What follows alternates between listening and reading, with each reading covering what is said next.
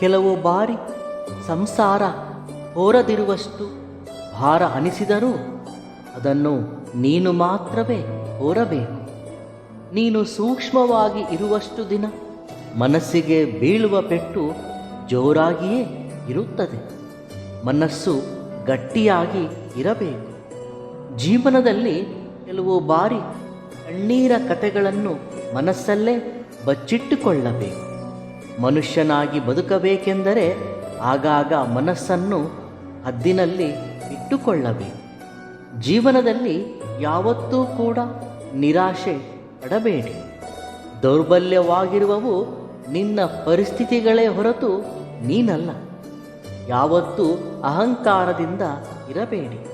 ಭಗವಂತನ ಆಶೀರ್ವಾದವನ್ನು ಕಳೆದುಕೊಳ್ಳುವಿರಿ.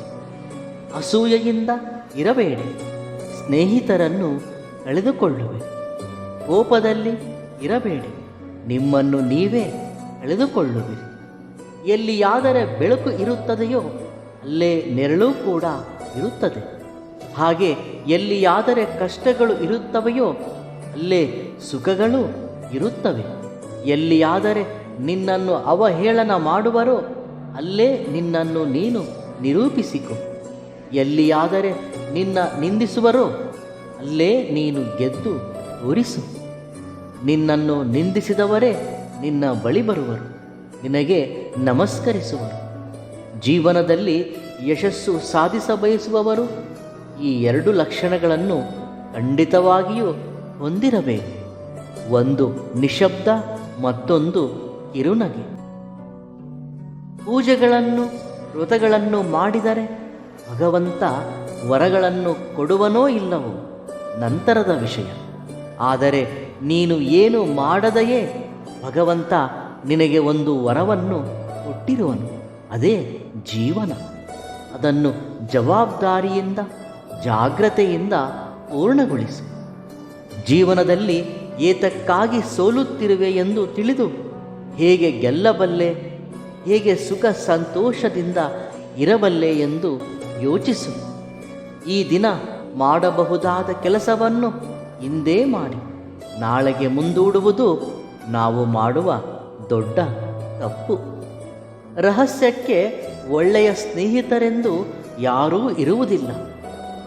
ಮಾತಿನಿಂದ ಹೊರಬಂದ ಮರುಕ್ಷಣವೇ ಅದಕ್ಕೆ ಊರೆಲ್ಲ ಸ್ನೇಹಿತರೆ. ಧೈರ್ಯವೆಂದರೆ ಪರಿಸ್ಥಿತಿಯನ್ನು ನಿರ್ಲಕ್ಷಿಸುವುದಲ್ಲ, ಪರಿಸ್ಥಿತಿಯನ್ನು ಸರಿಯಾಗಿ ಅಂದಾಜಿಸಿ ಎದುರಿಸುವುದು. ನಮಗಾಗಿ ಅಳುವವರು ಇದ್ದರೆ ಅವರ ಪ್ರೀತಿ ಅಭಿಮಾನ ಸಿಕ್ಕಿರುವುದು ಅದೃಷ್ಟವೆಂದು ಭಾವಿಸಬೇಕು.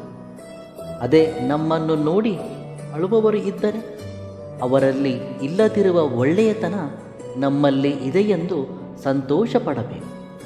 ನಿನ್ನ ಧೈರ್ಯ ನಿನ್ನ ಜೊತೆ ಇರುವವರೆಗೂ ನೀನು ಯಾರ ಸಹಾಯಕ್ಕಾಗಿ ಕಾಯುವ ಅವಶ್ಯಕತೆ ಇಲ್ಲ. ವಿಚಿತ್ರ ಏನೆಂದರೆ ಕೆಲವು ಬಾರಿ ಎಷ್ಟೇ ಸಂತೋಷವಿದ್ದರೂ ಮನಸ್ಫೂರ್ತಿಯಾಗಿ ನಗಲು ಆಗುವುದಿಲ್ಲ. ಹಾಗೆ ಮತ್ತೆ ಕೆಲವು ಬಾರಿ ಎಷ್ಟೇ ದುಃಖವಿದ್ದರೂ ಯಾರೊಂದಿಗೂ ಹಂಚಿಕೊಳ್ಳಲು ಆಗುವುದಿಲ್ಲ. ನಿನ್ನ ಹೊಟ್ಟೆ ತುಂಬಿಸಿಕೊಳ್ಳಲು ಇನ್ನೊಬ್ಬರ ಹೊಟ್ಟೆ ಮೇಲೆ ಹೊಡೆಯಬೇಡ. ಅದು ಯಾವತ್ತೂ ನಿನಗೆ ಒಳ್ಳೆಯದು ಆಗುವುದಿಲ್ಲ. ಈ ದಿನ ಈ ಕ್ಷಣ ಅದು ಸರಿ ಎನಿಸಬಹುದು, ಆದರೆ ಭವಿಷ್ಯದಲ್ಲಿ ಬಹಳ ಪ್ರಮಾದಕರ. ನೀನು ಪ್ರೀತಿಸುವಷ್ಟು ಉನ್ನತವಾಗಿ ಇತರರು ಕೂಡ ಪ್ರೀತಿಸುವರು ಎಂದು ಯಾವತ್ತೂ ಅಂದುಕೊಳ್ಳಬೇಡ. ಅದು ಆಗದ ಕೆಲಸ. ಪ್ರೀತಿಗೆ ಸೀಮೆ ಇರುವುದಿಲ್ಲ. ಯಾರ ಪ್ರೀತಿ ಅವರಿಗೆ ಉನ್ನತ. ಅದೃಷ್ಟವನ್ನೊಂದೇ ನಂಬಿದರೆ ಸಾಕಾಗುವುದಿಲ್ಲ. ಅದಕ್ಕೆ ಕಷ್ಟವೂ ಜೊತೆಗೂಡಬೇಕು. ಆಗಲೇ ನೀನು ಅಂದುಕೊಂಡದ್ದನ್ನು ಸಾಧಿಸಬಲ್ಲೆ. ನಿನ್ನ ಹಿಂದೆ ಏನಿದೆ ಮತ್ತು ನಿನ್ನ ಮುಂದೆ ಏನಿದೆ ಅನ್ನುವುದು ನಿನಗೆ ಅನವಶ್ಯಕ.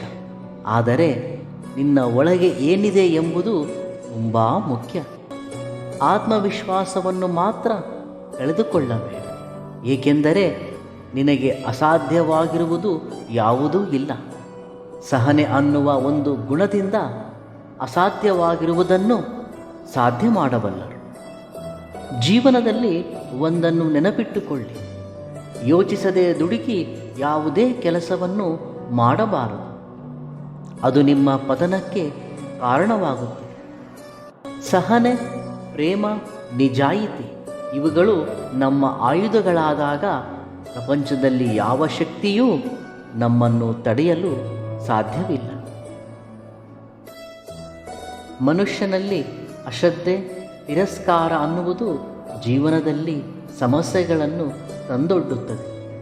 ಎಲ್ಲಿ ಅಶ್ರದ್ಧೆ ಇರುತ್ತದೆಯೋ ಅಲ್ಲಿ ಯಶಸ್ಸಿಗೆ ದಾರಿ ಇರುವುದಿಲ್ಲ.